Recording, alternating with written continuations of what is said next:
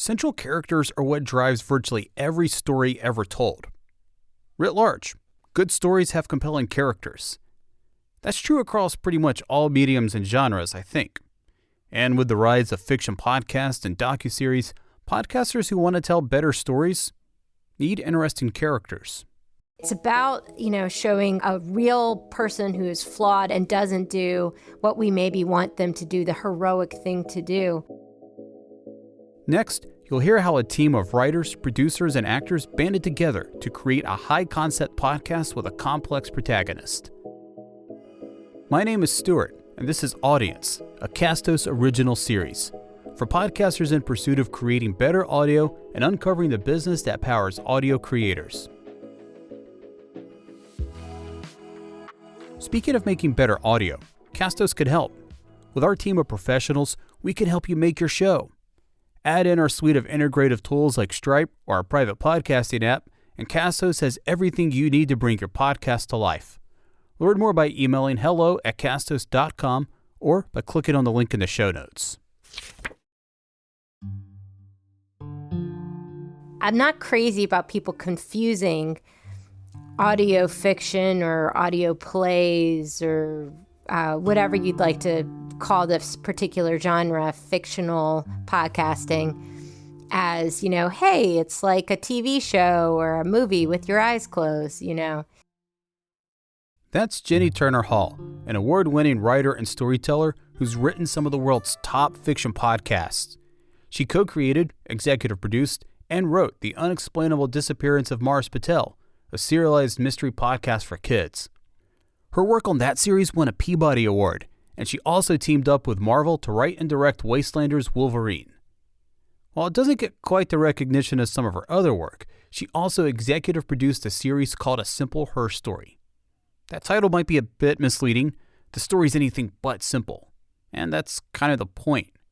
It was created by Jocelyn Kuritsky, an award-winning actor and creator who founded the Muse Project, an initiative that seeks to spotlight women theater actors. And A Simple Herstory does just that. It's about women who have run for president. There's more than 100, by the way. The first woman to ever do it was Victoria Woodhull, and she's the central character of season 1. Victoria Woodhull was a labor and suffragist activist who left behind an important, albeit complex legacy. As it turns out, she also makes for a fascinating protagonist for A Simple Herstory. Another little interesting twist to this is that the series features an all-female cast, even in the roles of men. To listen to it feels like part audio drama, part historical fiction, part experimental theater. Really, it's kind of hard to classify. That's not too surprising, considering it was written by Jonathan Goldberg, a playwright who has a reputation for making these well-crafted, zany audio dramas. So when Jenny found out about it, she was pretty excited. I was introduced by a playwright. Winter Miller introduced me to Jocelyn Kuritsky, and Jocelyn just had an idea for a podcast series, and that was starting to get written by Jonathan, and they had been talking about it for quite some time, and Jonathan was in the middle of writing it. And I said, I love the idea for A Simple Herstory, it starts from the premise, which a lot of people are not aware of, that over 100 women have made a run for the presidency, and not for the vice presidency, like as part of a ticket, but for the presidency. And most people could only name Hillary Clinton as one of the names, of women who have run. But it's been a lot more than that. And it even started with a woman who ran for the presidency before women had the right to vote, which is Victoria Woodhull. That's what the first season of A Simple Herstory is about. When Jocelyn told me that over 100 women had made a run for the presidency, that number was very surprising to me. And I saw immediately that this was a part of our American history that we didn't learn about. And I wanted to know who were these women and what was their deal. I felt like I understood maybe why they didn't capture the nomination, but I didn't understand who they were. Like, what does it take, for instance, to run for the presidency when you're someone who doesn't even have the right to vote? Like, does that make you incredibly courageous or incredibly crazy? And A Simple Herstory sort of posits the idea you could be all those things. It could all be true. You could be someone who's incredibly worthy of the office, intelligent, smart, but also like a little less than ideal as a candidate as well. I mean, Victoria Woodhull is sorry to jump in, but Victoria Woodhull in many ways is a baffling protagonist. I mean, from an optic standpoint, if you're coming at this, of course, this is going to be like, a very, you're talking to I'm a guy, so this is just maybe my very elementary thinking of it. But I'm thinking from like, all right, if you're trying to highlight a woman who's run for president and you want that to be seen as a good thing, Victoria Woodhull seems like a peculiar place to start. I know. She was just because I think of I would think Shirley Chisholm, maybe Hillary Clinton, but she's kind of a complicated figure. And I know, from what I understand, that's kind of the point. It is the point. You're right. We started with Victoria because she was the first. And so it's fun starting at the beginning. But also, yeah, the point of this series is it's not enough to study, quote, women's history and be like, hey, good for those women, they were so gutsy, It's not so clean and easy, we have to celebrate their achievements and look at the whole. They're not good people because they're women, Good people are good people for very complicated reasons. And it's not a matter of good or bad either. There's a way to celebrate what she did and also celebrate the entirety of her personality and who she was as a person, and to acknowledge that she was problematic and complicated too, because women are, and so are men, P.S., And I feel like we have been a little more forgiving in our history of allowing men to be complicated characters, but not our women. And certainly one of the things that got me excited about producing the project, and something that I kept an eye on as I listened to all the cuts and looked at all the scripts and stuff, is it's certainly not a series just about this part of history that we don't know, or about why women win or lose, especially when it comes to presidential races, although those questions are part of the series. It's a deeper question, which is how do we look at history? And through whose lens are we looking at history? Whose lens are we looking through? And even in just remembering something, we're already creating a new version of history, so to speak. Everyone has an agenda when they look back. And it's impossible to look back and get, quote, the true story. All we can do is consider all of it, all the layers of the onion. That composite might be a, quote, truer version of history than just someone's biography on someone. And even then, is that the truth? It's all worth looking at and examining, but it's also simultaneously an interesting idea of just thinking about our attitude towards history in general, and maybe thinking of history more critically. Yeah, I mean, I think it would have been maybe the easy route just to kind of make, like a girl boss show and just be like, yeah, look at her. And yeah, I mean, it would have been cool. I'm sure it would have been inspiring, but to me, this was more interesting, kind of looking at a person as these very multi-dimensional characters. And you really brought that to life in the show. Oh, thank you. I feel like we did too. I'm so glad that you like that aspect of the series, because that's what attracted me to it too. That's what I thought was really kind of revolutionary about what was being done. And also, strangely, the most feminist sort of approach that we could have, which is to portray real people and talk about our need to project onto historical characters or onto other women what we need them to be, versus the deeper, harder question is, we have to be that for ourselves. What we want Victoria to be, we actually have to be ourselves. It's not on Victoria, it's on us, But it's so much easier to blame her. And also, it's about, showing a real person who is flawed and doesn't do what we maybe want them to do, the heroic thing to do. It's also related to how we view failure in history. You could look back and be like, oh God, but all these women, they lost, none of them became president. Or you can look at it as all of these women lost and this is how much closer we got to it. Like there is something really divine. It's not fun failing ever, but you learn so much more, I think, sometimes from failing than you do from actually succeeding. So I think there's so much to be learned about their, quote, failures and bitter lessons sometimes, but it's certainly things that we can really think about and get a lot more out of. But all of that having been said, it would be nice one day for a woman to actually succeed. So with such a unique character as the protagonist, the show needed someone to play Victoria Woodhull. My name is Florencia Lozano. I am an actor, writer, storyteller, really, is the umbrella term. I've produced as well in New York City. For more than 20 years, she's been appearing in film and TV as well as on stage. Notably, she had a recurring role in the hit series One Life to Live, and more recently, Narcos on Netflix. Now, with the booming audio industry, she's ventured into podcasting and accepted the lead role of Victoria Woodhull for A Simple Herstory. As I spoke to numerous people involved with this project, one thing that kept coming up was this idea of having a woman play an anti-hero and what it means to play such a complex character who actually lived. It means embracing all of it, especially the contradictions, because, the more I live, the more I realize that's such an inherent part of being a human being is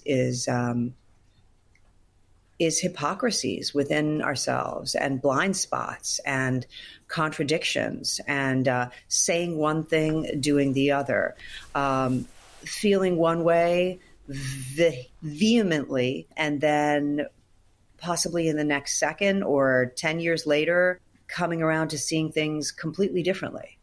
So those contradictions really interest me. I look for the places that who we say we are and who we actually are, there's a gap between the two, because I think that's the way human beings oftentimes work. I think sometimes the stories we tell about ourselves are aspirational. Like, I want to be this person, so I'm going to tell myself I am this person. I am going to, and we're actually in the shadow of that of that ideal, falling short of it always, working towards it sometimes. And then on the other hand, oftentimes the things that we see as our weaknesses or our failings, those are the things people love most about us. We're so unable to see ourselves in any sort of objective, holistic way that the cracks in our understanding of ourselves and of who we are trying to be is something that I'm really interested in. I mean, what's amazing to me is how difficult it actually is to really understand the depth to which we allow male characters and humans, not just fictional characters, but real people, so much more latitude than women. And that's why I called you back after our interview, because I was like, oh my God, I can't believe that I was giving this example of how, Bill Clinton, I don't want to even say got away with, the whole Monica Lewinsky thing, which I don't, it's all respect to Monica Lewinsky. And I really do, I do respect, how difficult, how horrifying that must have been for her. I personally didn't, geez, there's so much to be said about power and sexuality and what happened between them. But my point is, people still like Bill Clinton. Or like is the wrong word. People still it didn't damn him forever. This mistake he made. This affair he had. And as I was talking about that, I didn't even realize that, like, oh my God, the whole series, Herstory, was really inspired by Hillary's loss, and when you look at Hillary Clinton, his wife, having to navigate that, like, think about what she had to navigate during that whole time, it wasn't something that she did, and yet people were judging her reaction of it, her response to it. And she is so maligned. She's so hated. I mean, in that same way that like Nancy Pelosi is, like with a vitriol, with a sort of unnameable, I don't know what it is, but and I hear this a lot from women too. It's like, there's something about her, and it's like, there's something about her. What that translates to is she's a woman, and women are judged so much more harshly and at a level at which we're not even conscious of. And that's a big part of what A Simple Herstory was about, was trying to bring that to the fore. I don't know what other explanation there would be for why Bill Clinton gets, I won't say a free pass, but we've all pretty much like forgiven and forgotten about it. And someone like Hillary Clinton is routinely vilified. There's this sort of, this macho, like, yeah, boys will be boys. And he was a virile guy. And, and during that time, it was also like, Europeans do that all the time, sex is just sex. And I don't care how many affairs he has, and I remember thinking that. I remember feeling that way. I remember feeling like, oh, let's move on. I really liked what he was doing for the country, and there were people who I really didn't like what they were doing for the country. So I was willing to sort of be like, this is a distraction, and like what he did was unconscionable in terms of abusing his power. And can you think of one woman who has ever done anything like that? I cannot think of one female politician throughout time who has ever survived that kind of sexual, like specifically a sexual, because that we're not allowed that latitude. We're not allowed to make mistakes in that realm. We have to, decide, are we a good girl or are we a bad girl? And those boxes just are so limiting. How much of your own experiences and your own feelings about gender relations and the imbalance of power are you putting in to a character like Victoria Woodhull?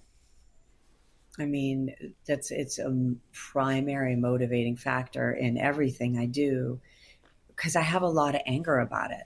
Anger that I know it's there, but I know that it's functioning. And anger will out, whether or not it's passive or active. And for women, myself included, not all of us, some of us are very direct with our anger. And there's so much power in anger. There's so much, and I'm not even like, I'm just saying energetically, there is so much one can do with one's rage if you harness it towards an objective. And I feel like that's what Victoria did. Like with all of this injustice that surrounded her, this was a woman who proposed free love, meaning women have rights within their marriage. They can get divorced. I almost see her as like an ancestral mother of the 60s, because we hear free love and we think about the 60s, and it's not. Society was not what it was in the 1960s, but in a way it was the same kind of liberation movement, thinking about women as other than enslaved by being having to obey their husbands, and she was thinking about that at a time where like no one was saying that. So the guts, the vision, the audacity to harness what I would guess was her anger about that injustice into action is tremendously inspiring to me. And like when I act a part like that, I feel like I'm opening myself to her words, to her energy, and I want to use her story to move my own self forward. in my own life? How can she be a mentor to me internally? Like, if this woman did that, then I can also take certain risks. How much time did you spend researching Victoria Woodhull in order to play her? It was during the pandemic. So I looked at a lot of research material that Jonathan sent me because he was so steeped in this stuff. Had read every book on her. So I was basically reading articles, reading the stuff he sent me, reading whatever I could find about her and about the time too, because so much of this is about context. What was going on around her. I mean, women couldn't even walk freely in the streets. And she was going to the town square, Union Square, and standing up on a soapbox, surrounded by men. And so I tried to imagine, what would that be to be alone on a soapbox with men like spitting at you and ridiculing you. And it moved me because I can relate to being laughed at. And I felt like I was communing with someone who was saying, it doesn't matter. It doesn't matter if they laugh at you. Keep going. I want to play a clip for you. I played this for Jenny, and she loved it. I played it for Jocelyn when we had her on our other show, 3 clips. I thought it was the best moment in the entire series. I want to get your thoughts after we hear it together. You gave up. Exile in England, and you didn't do anything else for suffrage, for women, for history. I was broke. I was dead, in a coma for a week. They stripped me bare, and I took the only escape I could. You are supposed to fight. Supposed to? You don't give up. Heroes don't give up. And you'd have me what? I did not live for your enjoyment. I did not exist in history as a real person for you to make me a symbol for you. I want you to be better. Do better. I'm dead. Died in your estate. Rich. Alone. And what did you achieve? I chose victory in surrender. That was pretty powerful. God, I have a lot of thoughts about that. Did Jonathan write that exchange? Yeah. What did you get from it? I'm curious. My thinking on it at the time when I first picked it out, almost a year ago now, was the dimension of like a real life character. I think we tend to judge characters historically, right, men and women, but probably women obviously a little more harshly, through a more modern lens. Mm-hmm. And the point she made where she didn't exist as a real person to be, their icon or their symbol, I thought was pretty poignant. I feel like it's a very deep layer of this question that we had in terms of what does it mean to tell the story of someone's life. It's like their life is not a story.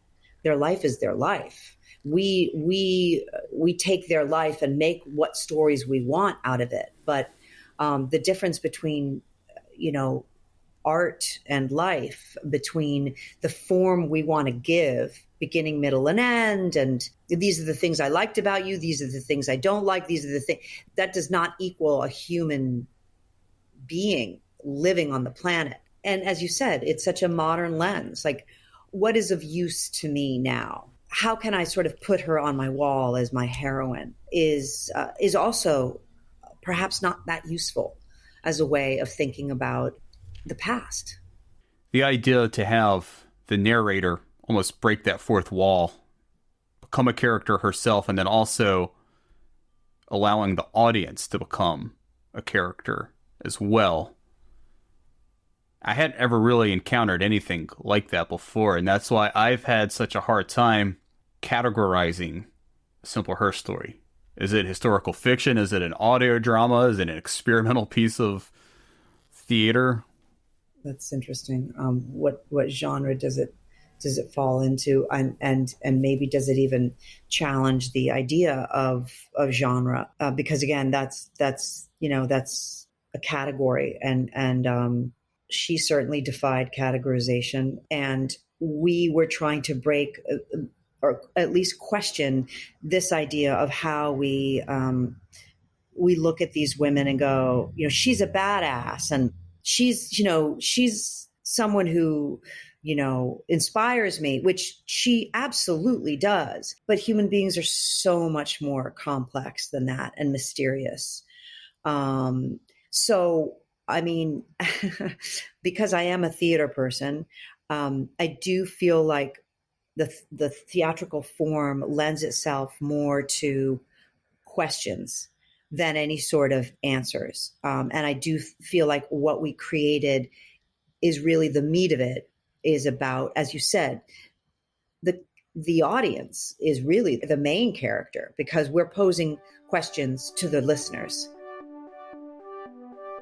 While some audio fiction has the backing of a major studio and the type of budget that goes with it, smaller indie projects like A Simple Herstory have had to get a bit more innovative. Jenny has experienced both dynamics.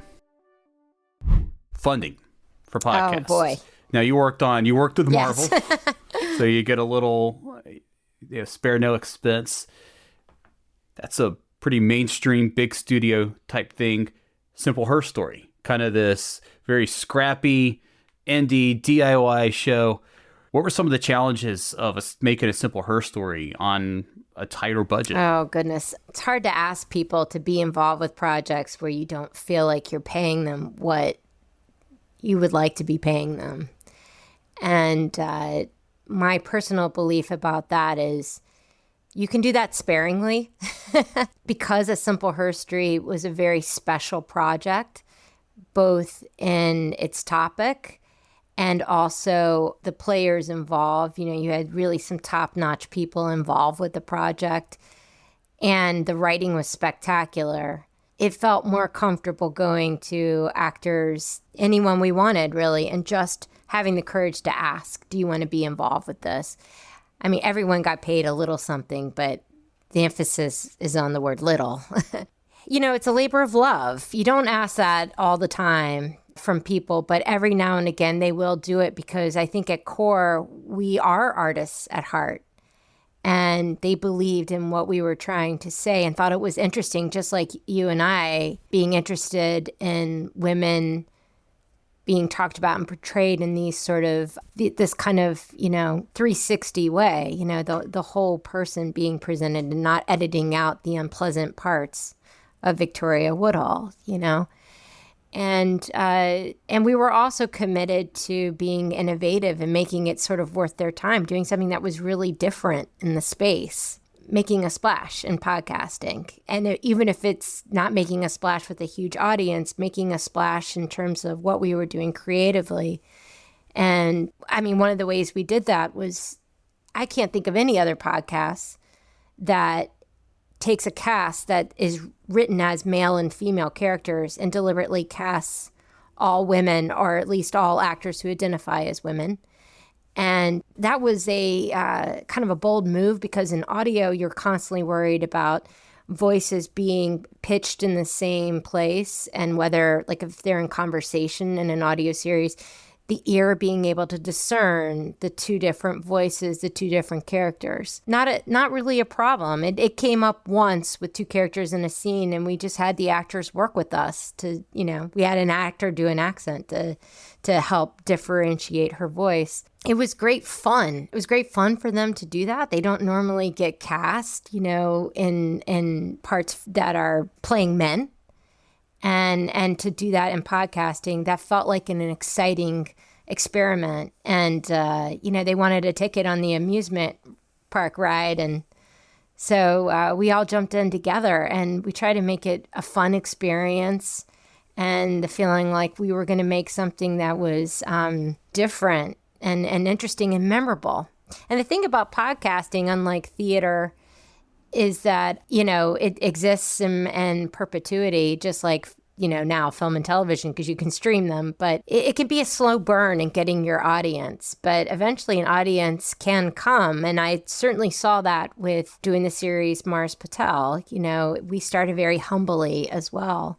And it was a word of mouth podcast that slowly began to grow and get momentum and gets discovered to this day. And it's 6 years old. A Simple Herstory, I think, has that potential too. It just needs to continue to be discovered and spread through word of mouth. So that's the hope. Is it freeing at all to work on a project where there's not a lot of money at Yes. stake?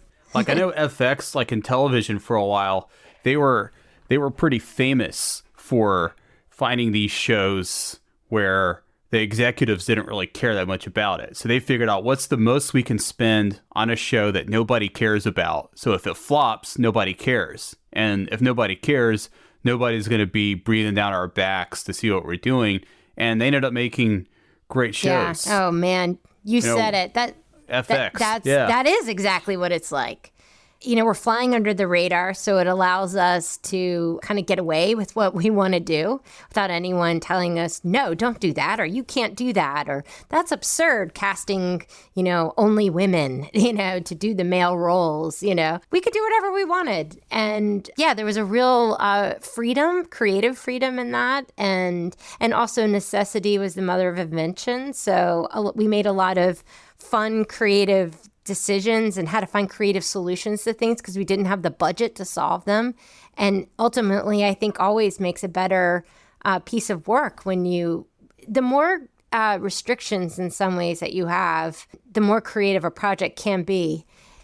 That's not to say it feels good to pay people properly, but with a limited budget and you're forced to get super creative, sometimes those are the very best projects of them all. In fact, that's almost always the case.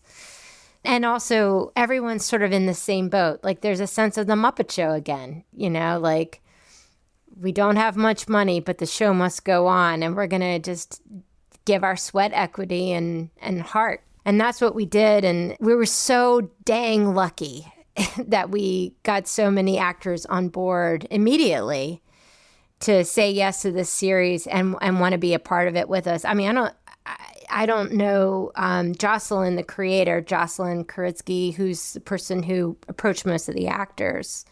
I think Florencia, our lead actor, Florencia Lozano, who plays Victoria Woodhull, she also approached some of the actors. They rarely got a no, if any, which was amazing. And I think says a lot about, what this project meant to women. You were on NPR a while ago after you won your Peabody Award for Mars Patel, by the way.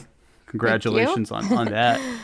But, you mentioned how sometimes being recognized for a Peabody or The Guardian, proclaiming you one of the best podcasts of the year, that hasn't really translated always into, a lot of recognition outside of that or a lot of listens. That's always the conversation we have around a podcast of any genre is the discoverability. I mean, that's what a lot of like the podcasting nerds always talk about is discoverability is a problem. How do we solve for discoverability? And it's a conversation I mostly sit out because I don't have a solution to it. Do you? It comes up daily. Here's what I'm finding. Podcast creators in the audio fiction space really need to constantly mingle with other audio fiction creators and support their podcasts, and they'll support yours. And you get to learn about their audiences. They get to learn about yours. And you sort of join forces in that respect, like promoting each other, learning who their audience is. I mean, it's a kind of a specific type of audience that likes audio fiction, but they're very loyal. So once you do find them, they will kind of stick with you. I do find that they listen to other audio fiction podcasts. So the key thing I think to understand is a lot of your audio fiction listeners also listen to other audio fiction podcasts. So you need to engage with them as well as those creators. And there are more opportunities to do that than there used to be.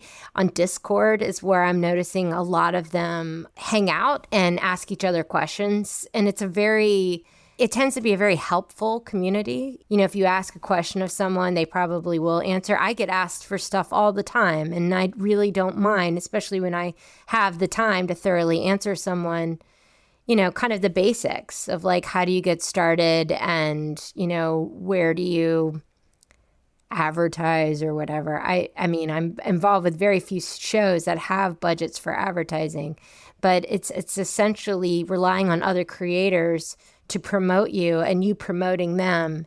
It's a very grassroots process, I think, for most audio fiction podcasts. There are exceptions, but that's how I see it growing. You know, you have to continue, you have to just constantly be engaging with that kind of grassroots organizing and social communication.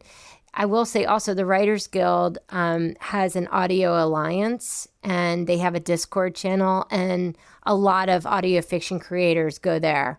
So, and full disclosure, I was on the organizing committee for the Audio Alliance for the Writers Guild. So I am plugging it because of that. But also, I think it's a genuinely amazing resource. And it's not just about a space to meet other audio creators and to kind of learn the tricks of the trade. It's also a place to talk about contracts and how to protect your intellectual property. All of that kind of stuff gets discussed. And if you do decide to work with a distributor like a platform like Spotify or Audible, et cetera, the kind of things that you should be asking for, and, you know, kind of rough price points of what people make in these contracts and stuff. It's something that they're sort of taking out of the shadows and really being more transparent about inside of our Audio Alliance group so that people don't get taken advantage of in the space either, especially as sometimes audio fiction podcasts can be sold for film or television or even for book rights as well. That's what happened with Mars Patel. It's important to sort of understand what your agreements are with these various distributors before you sign on the dotted line. So anyway, so there are spaces to kind of grow your audiences and grow your outreach. One other thing I'd say, and Welcome to Night Vale, which was on my radar a long time ago, has a really interesting model, which is they're like, okay, we're going to grow our audience in two ways. We're going to not only have the podcast that you can discover and be a part of, but we're going to create a live experience where you can go and actually meet the other fans of the podcast and see a live show and be a part of something that's live as well, which is also a throwback to how radio plays were recorded. They used to be recorded in front of live audiences, and you got to see them do the Foley sound effects, you know, the horses coming with the 2 coconut shells, and, you know, that's really fun too. And that's not only another revenue source doing live shows, but it's a way to exponentially increase your audience. Because what was so great, besides that being an amazing show and just an amazing franchise, really, that they've grown into, they've made it a community, a place you want to hang out, you know, world building, and also a world that includes the audience. You know, it's I think they're kind of one of the ultimate examples of people who have figured out what to do with this medium in terms of like making a living off of it. And so I think, so A Simple Herstory is looking into doing that kind of thing as well. We are already exploring how to make our podcast series a live experiential experience where you go through a museum experiencing the podcasts and also engage with the story in a way that's on its feet and three-dimensional. You know, we think of podcasting as being this very virtual experience now. You can make a podcast from anywhere, and that's cool, but I don't think we can take away the fact that people want connection with other people. And a shared experience like that, that's to me why I love going to the theater, seeing a movie, seeing a play, going to go see a concert. When you experience that with other people, it's a little bit more powerful than just listening to something through your Bluetooth speaker. Yeah, I think people, for instance, like we were just talking about the Foley sound effects, like seeing those made live, like I think people would really get a kick out of that. It's just so fun to see how the sausage is made, and even if it's done in sort of like a hammy, not realistic way, there is something super fun about experiencing something on two levels, both, the actual show, what's in front of the curtain and what's behind the curtain all at once, It's like letting the audience in on your secret, because creating a podcast is an illusion of a world, right? I described it to someone as like, it's almost like we're working with an audio green screen, because we're not going on location. We're not going to Mars,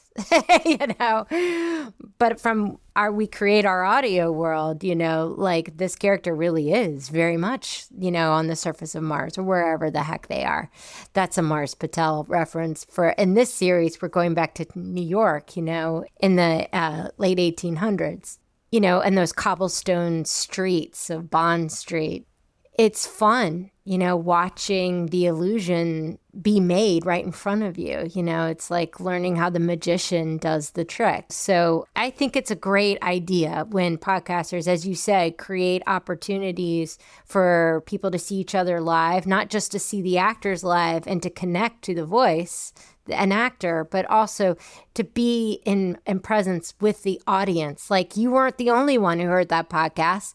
Everyone in this room also was, cleaning out their garage listening to that podcast. And now here they are in the seat right next to you, It's kind of like going to a concert, like nothing beats like a live, like rock show, that's different. As great as the album is, there's something really electric, literally, about, being there live and hearing it.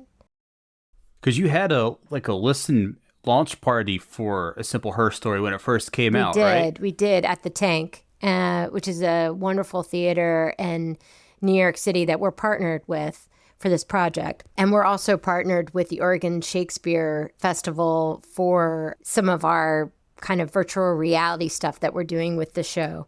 We were just a part of Quills Fest. But when we partnered with the Tank, we did a live listening session, and it was really transformative to actually witness live what the audience's reactions are to what we created in the podcast, because we never got to hear an audience. It's as gratifying as making these shows are, you never get to meet your audience. You never get to hear a laugh.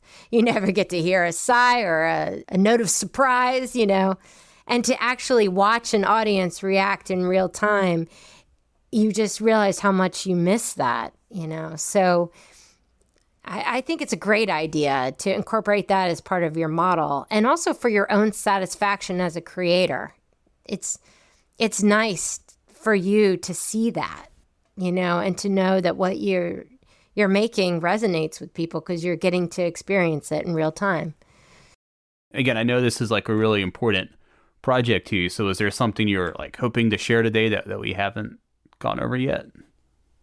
Honestly, the most important thing to me is that people actually check out A Simple Herstory, give it a whirl if you haven't listened to the series, because it's remarkable and it's different. It's certainly different than what's out there. And I think it's the kind of podcast that inspires conversation.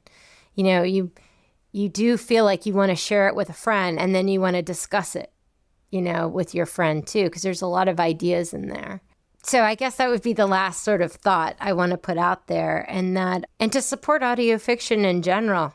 It's a beautiful form, and it's just something really fun to dive into and addictive once you do. And there's so much to discover out there, but start with A Simple Herstory. Hey there, listener, it's Matt. Before you go, I want to offer you, the aspiring podcaster, 2 special items. Number 1, if you haven't started a podcast yet, or you want to find a better podcast hosting company, start here at Castos. Use our coupon code audience20, that's audience20, when you sign up for a new account at castos.com. Start a podcast like the one you just heard, or about gluten-free muffins, whatever it is, will help you get your podcast out into the world. Number 2, did you know that our academy is free? Enroll today for free at academy.castos.com. Get access to our courses, videos, and templates, all for free. Thanks for listening to the Audience Podcast today. We hope we're helping you become a better podcaster. All that's left for you to do is share this episode on social media. Bye for now. Quick note before our podcasting tip. If you want more information about A Simple Herstory, we also profiled it for our other show, 3 Clips. You can check out the link in the show notes to listen. Okay, on to this week's podcasting tip. My name is Jenny Turner Hall, and I'm the writer and director of Marvel's Wastelanders Wolverine. And my tip about podcasting is write a story that gives people something to talk about. Audience is a Castos original series, created entirely by our in-house production team. Our executive producers are Matt Medeiros and Craig Hewitt. Production assistance is provided by Isel Brill, Jocelyn DeVore, and Marnie Hills. Logo and website design is by Francois Brill. And all music comes from the Storyblocks library. This episode was edited and produced by me. I'm Stuart Barefoot. If you liked it, there's plenty more where it came from. All episodes can be found at audiencepodcast.fm or anywhere they have podcasts.